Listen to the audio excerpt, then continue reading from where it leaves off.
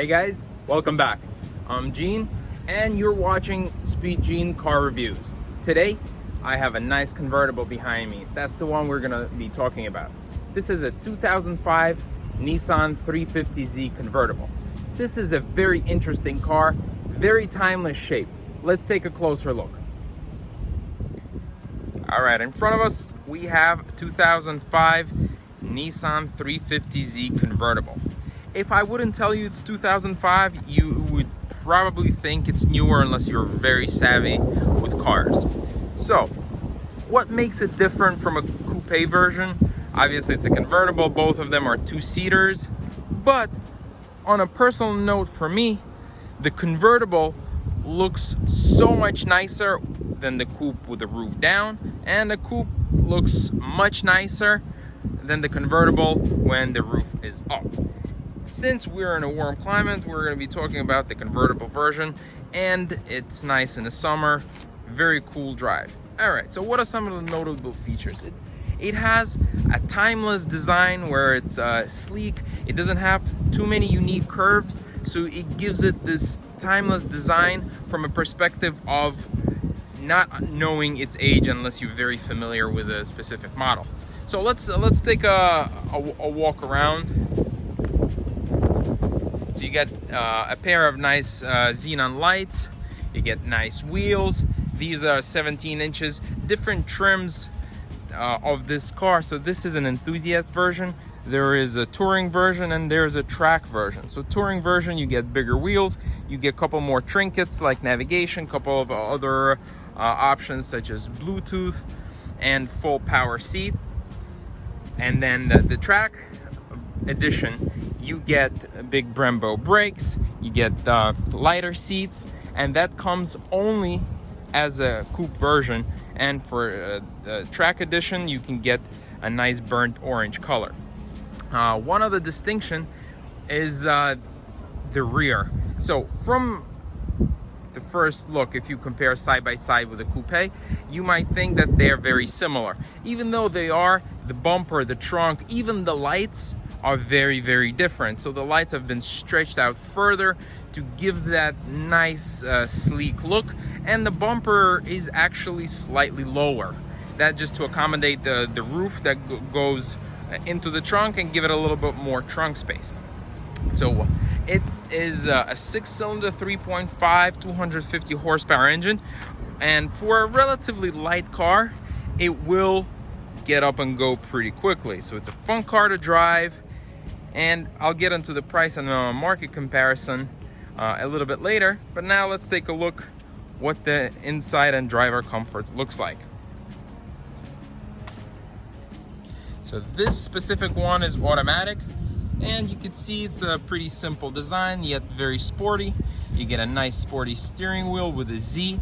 So Nissan decided to brand these as Z's versus putting a Nissan logo. So it's an automatic transmission, which makes it easier to drive in traffic and less maintenance in terms of clutch. You get a nice orange dash, which is pretty sporty with tachometer in the center. The stereo is relatively dated, but it's still very doable. You can always plug in an FM tuner. You get some sport gauges here with oil pressure, with battery volts, and the side display has a configurable whole bunch of data in it. All right, so like I said before, the seat is manual, but if you look at the way the seat is shaped, it's very comfortable place to be. It hugs you in the turns, so you're actually very comfortable. These are cloth seats, which in my experience in warm climate or in the summer, which that's generally when you drive a convertible, are much better than leather. Leather sticks. Leather will really heat you up if you're gonna leave the car outside for a while, but cloth seats are much more forgivable. So one more thing I wanted to note is the exhaust. These cars were noted for a stock exhaust sound, which is very, very sporty. So what I'm gonna do is I'll give you a perspective from the driver's seat. So we're gonna jump in and start this car up, and you'll hear what the driver hears. All right, here we go.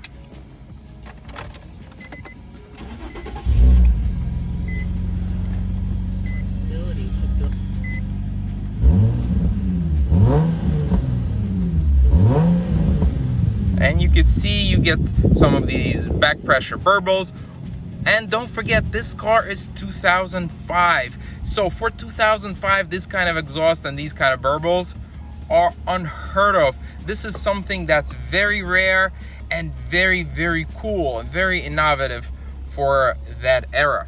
So let's come outside and we'll talk about the price and the competition.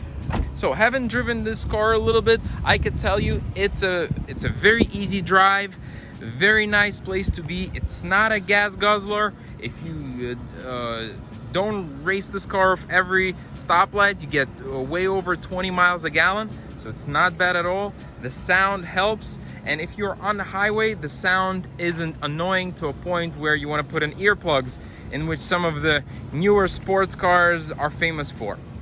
So price-wise, this car is in great condition. It's low miles, it's about 80,000 miles, so this can bring in anywhere between $12,000 to $14,000. In worse condition, you can get them around 10, but again, being a sports car, you really want to make sure that you know who you're buying from and the condition.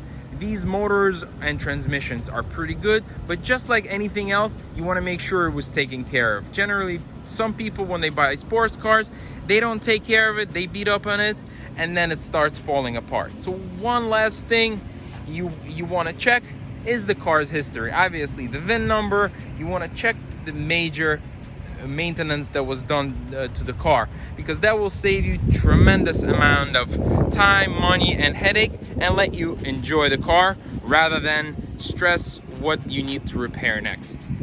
I hope you enjoyed this video. Subscribe to my channel. Let me know what cars you like, and stay tuned. I'll see you soon.